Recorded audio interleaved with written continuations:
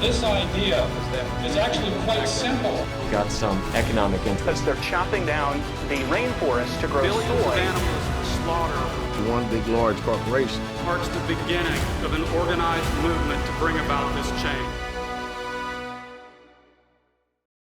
Hi, I'm Nelson Campbell. Welcome to our first episode of OpenTribe News. Before getting to my discussion with an esteemed guest today, I'd like to introduce you to the concept of our show. This is a show about how we can empower our local communities to do something governments seem incapable of doing, which is to heal our world. We'll inform you, but we also hope to make you smile as we share inspiring stories of change. A production of PlantPure, OpenTribe News is focusing initially on the health, environmental, and ethical benefits of a plant-based diet. I've been plant-based since my early 20s, which I can happily blame on my father. My father is Dr. T. Colin Campbell, known by millions around the world as the scientist who did much of the research validating the health benefits of a plant-based diet. His research showed that a plant-based diet can not only prevent most chronic diseases, but also often reverse serious conditions like heart disease and type 2 diabetes. More than 10 years ago, I set out on a journey to launch a strategy to communicate these benefits of a plant-based diet.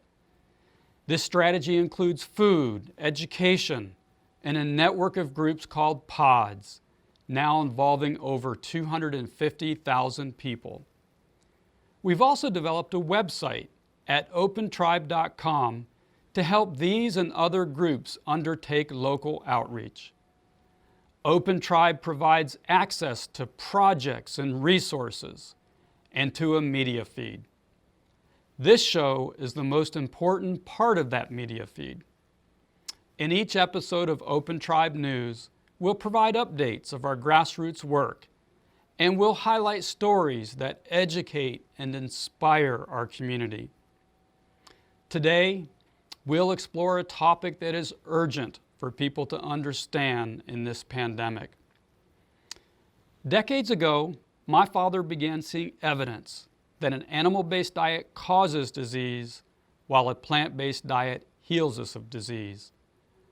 Motivated to bring this information to the public, he went to Washington to share his research, testifying before Congress and consulting with government agencies, and got nowhere.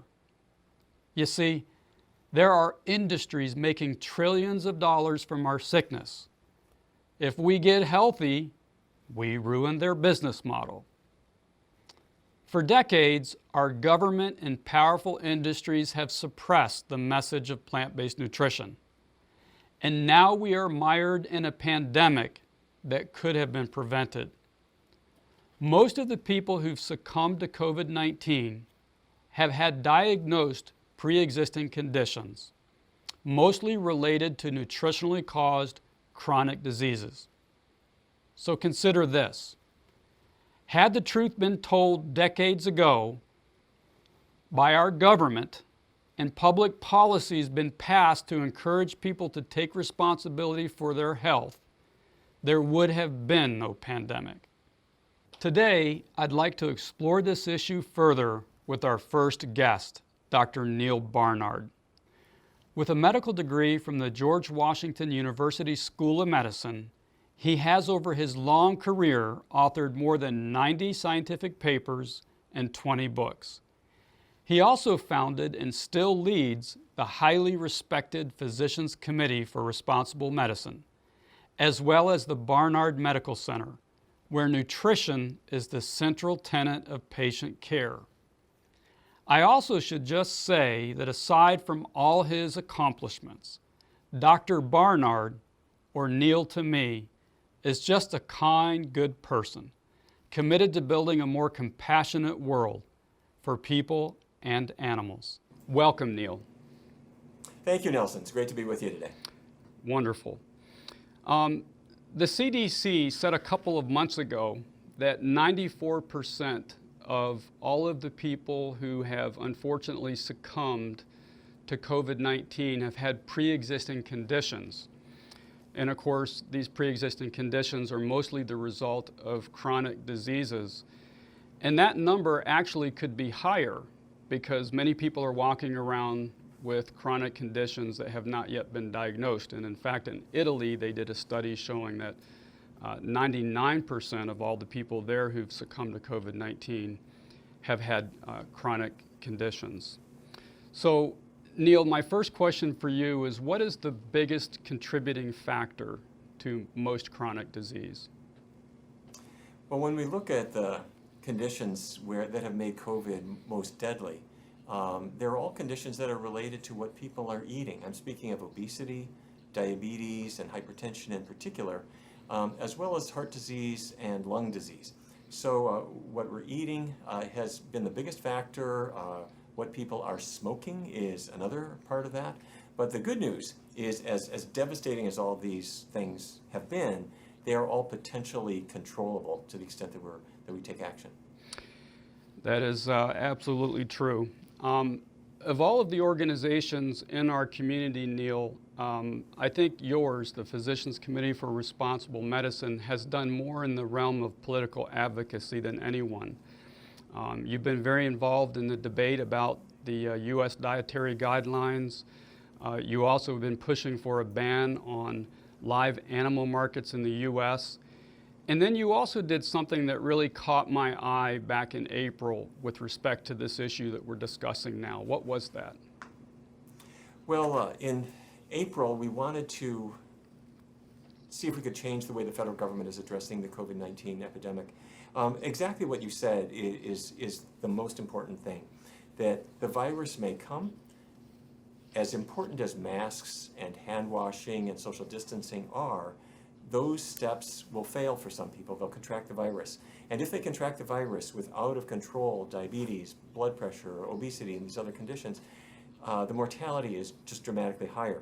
So we appealed to the U.S. government, specifically the Office of the Vice President, who is overseeing the task force, to ask them to pay attention to these underlying conditions. We submitted this petition to the Office of the Vice President. And what it points out is that if you look at the composition of the task force, it has people who have expertise in the virus, in microbiology, if you will, and epidemiology.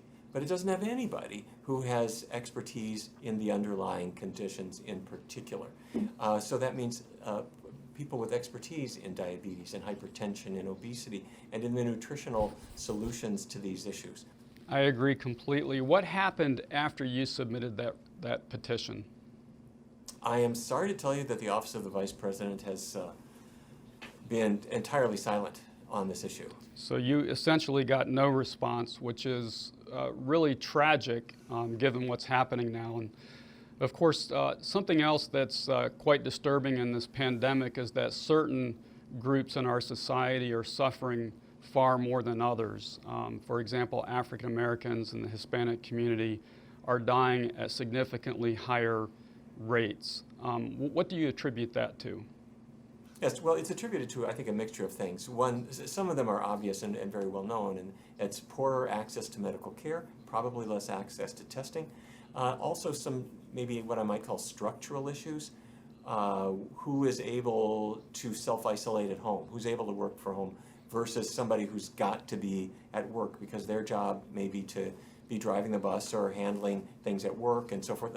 And also perhaps differences in housing conditions. Those are things that have to be addressed. In addition to that, there are nutritional issues. Diabetes is much more common in African Americans and in Hispanic Americans, say, compared to whites, but it's unfortunately far too prevalent in all groups. Hypertension is more common in African Americans than whites, and and obesity as well.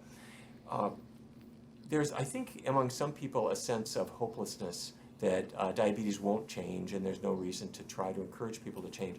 And let me say very clearly that in the research studies that we have done, we have found that when people make dietary changes, diabetes improves rapidly. And that's true if you are a white American, it's true if you are a black American. We've looked through the data, and there is just no reason to believe that any group cannot take full advantage of what, say, a plant-based diet can offer. What I think is working at cross purposes with us is that there are, unfortunately, government programs that make it harder for people to eat in a healthy way. So we need to address all of those things so that these disparities can be tackled and so that all Americans have a shot at being healthy.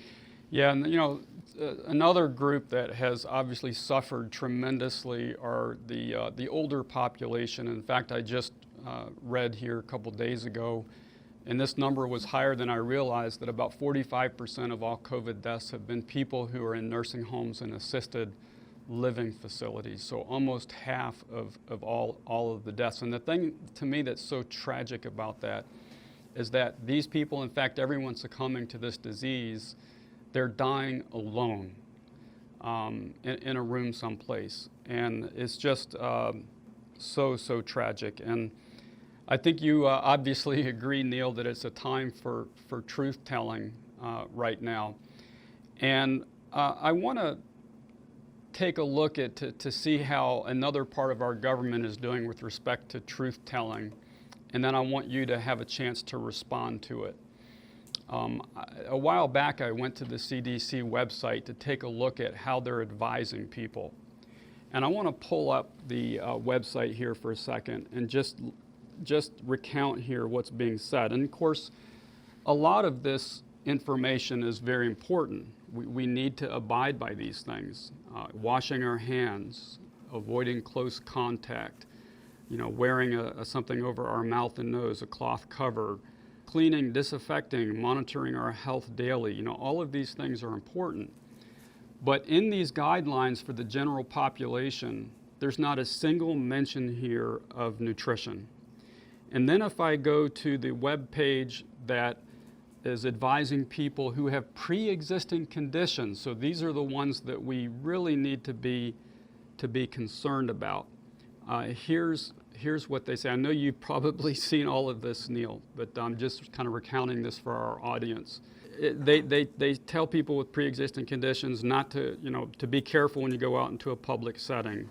Be careful when you visit with family and friends, and there's a lot of sub-guidelines beneath all of this.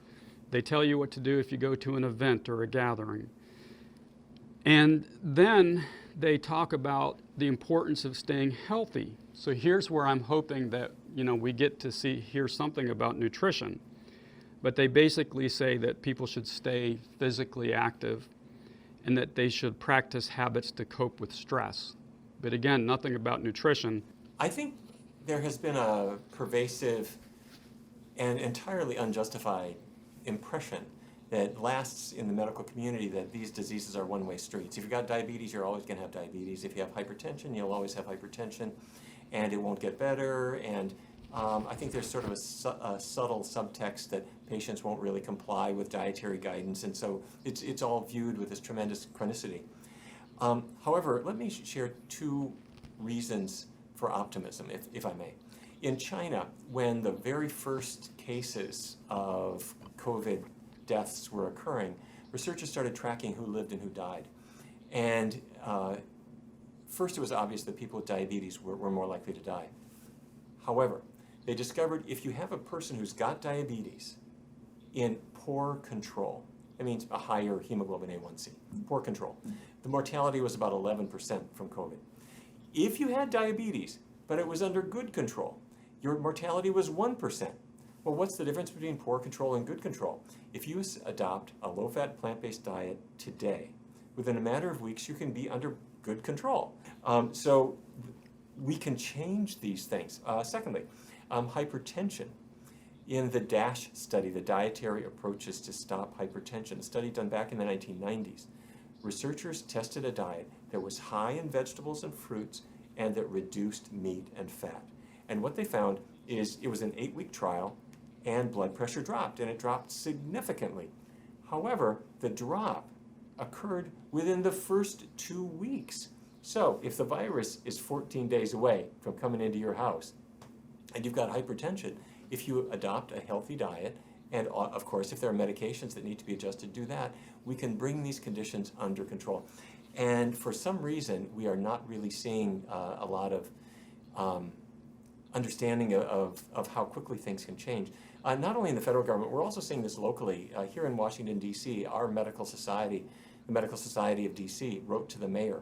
And just like the federal government, there's been no response, despite the fact that since the Medical Society wrote that letter, we've had more than 500 more people die right in this town. Yeah, and that's why I'm honing in on the CDC website here and their official statements, because I think mayors, people all across this country look to them for guidance.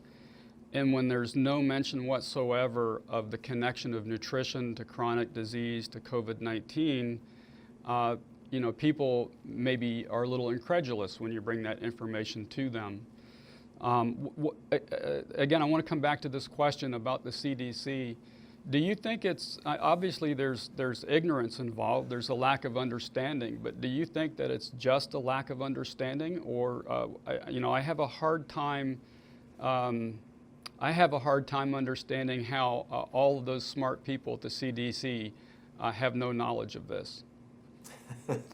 It's something that you and I and your father and everybody else who's been working in this space has been struggling with for a long time, which is why is it that solutions that are so simple are often so elusive for some people to put to use. I'm not sure I really have a good handle on that entirely after all of these years.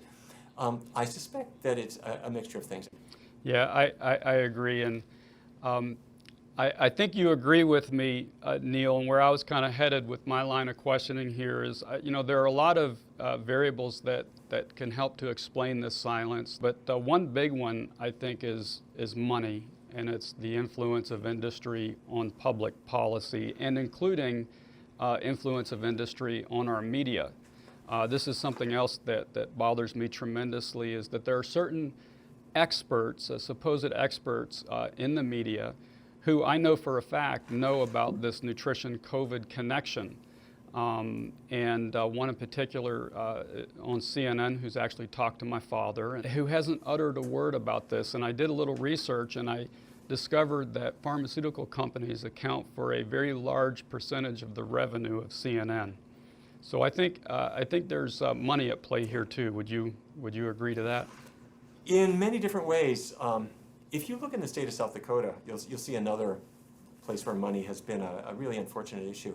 In the state of South Dakota, just to pick one state, if you took all of the people who tested positive for COVID-19, more than half of them worked in one single building. And that building is in Sioux Falls, and it's the Smithfield Slaughterhouse. And we see this at more than 200 slaughterhouses around the United States. They have been hotbeds of the coronavirus. And why is that?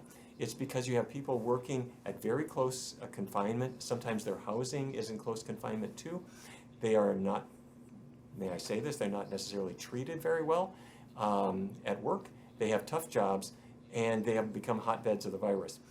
In many cases, they don't have adequate job benefits. So if they're not at work, they're not getting a paycheck, and they want a paycheck, but they don't want to die for it. And as of a week or two ago, when I last checked the stats, we've had more than 25,000 slaughterhouse workers test positive for this disease. As harmful as it is to the animals and the environment, it's terrible for the workers and it's terrible for health. Yeah, I think sometime in the future, generations will look back on that industry and what we've done to animals and also what we've done to ourselves, and they'll think that it was pretty barbaric.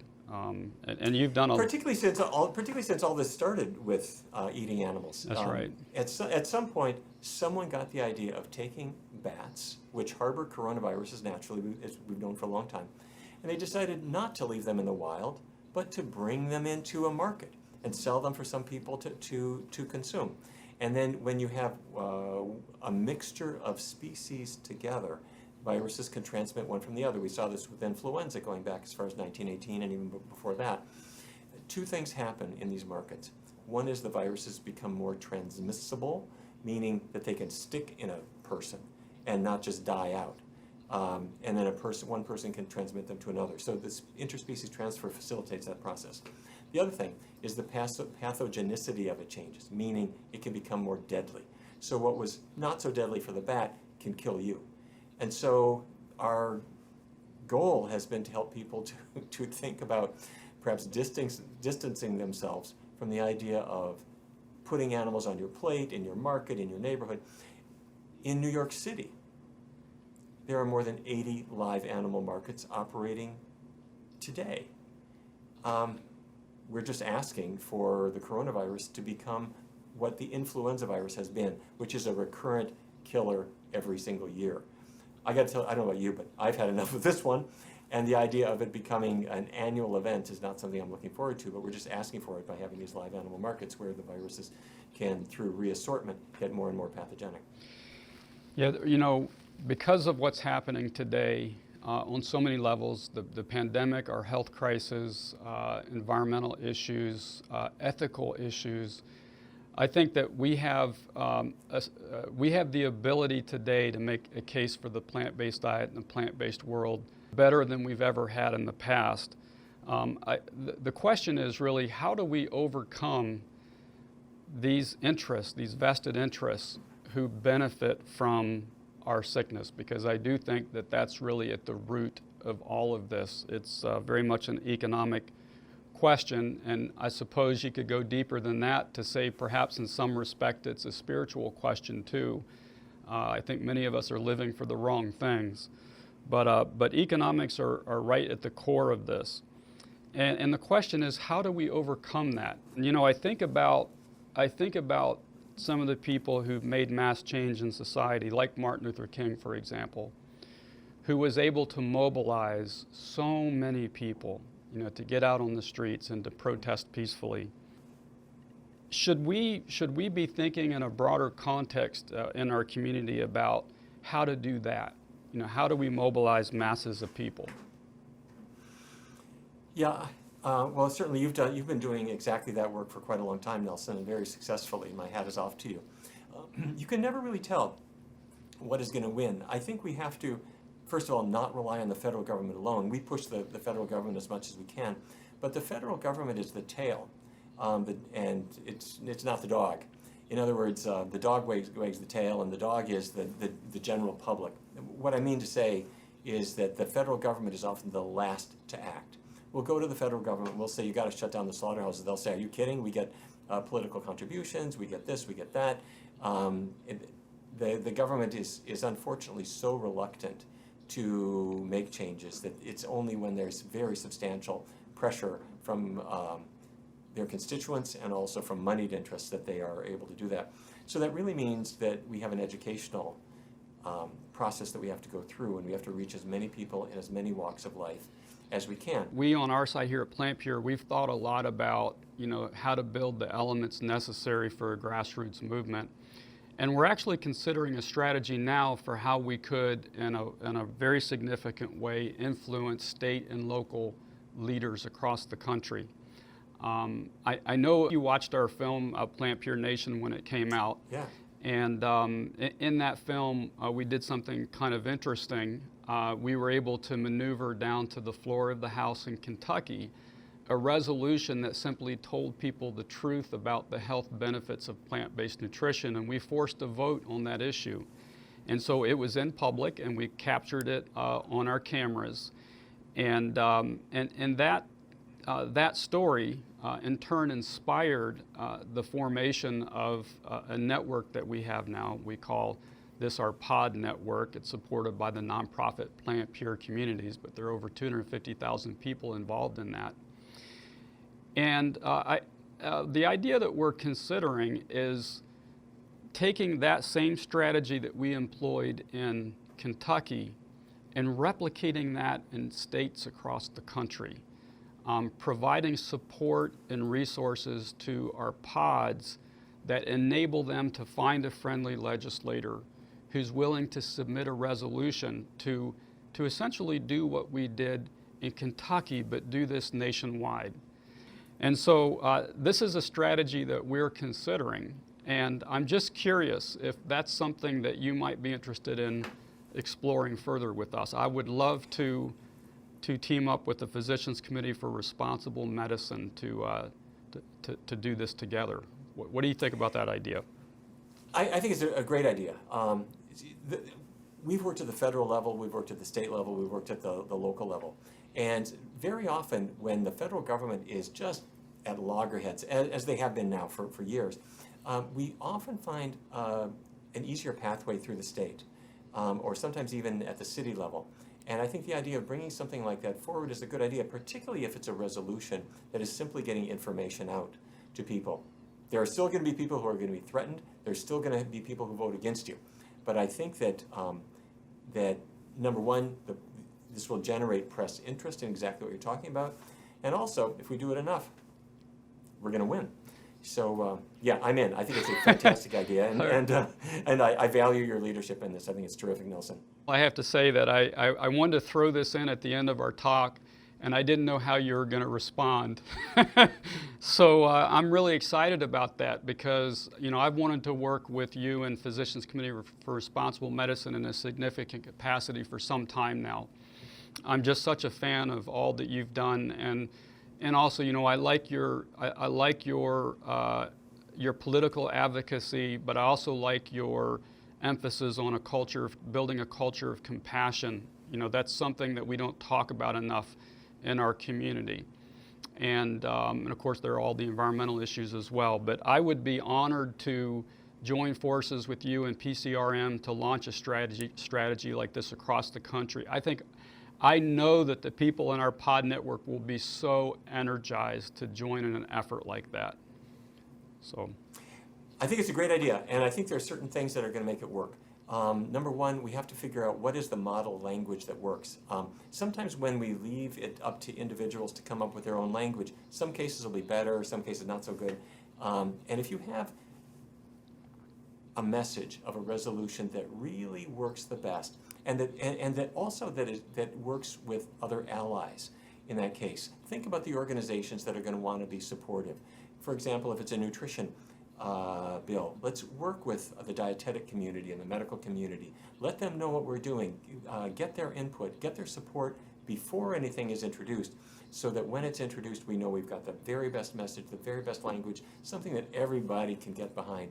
And I think that's a winner. So I think that's a fantastic thing, Nelson. All right. Well, and that's what I was thinking as well. As a next step, we could talk about, you know, what that resolution should look like. So we'll follow up more about this kind of off the air, and maybe we'll have you come back again, and we can share with people what it is that we've agreed to do and provide updates on this. So I'm very excited about this. Is there anything more you'd like to say, Neil, before we sign off here? No, let's put some gas in the tank, let's fill it up, and let's go. All right. Well, thanks so much, Neil, for being with us today. Appreciate your time. All right. Thank you, Nelson. Been great to talk to you. At the outset of the show, I said that OpenTribe News is a show about how we can empower our local communities to heal our world. We'll find and highlight stories of people who are working courageously and creatively to bring about this healing. Sharing these inspiring stories will be the lifeblood of the movement we're seeking to launch. I'm not sure, but I'm thinking we may have found the first story thread for our new show. Never before has anyone attempted a national political strategy such as the one we've discussed here today. Replicating the political strategy demonstrated in our film, Plant Pure Nation, in states across the country not only could help to raise public awareness of an urgent issue, but also demonstrate a model for how we might engage with our government on other issues. It's time for people to come together to light a big stink bomb, except this one will bring the sweet smell of roses. Join us again to learn more about this unfolding story and the others we find. I hope you've enjoyed this first episode. Thank you.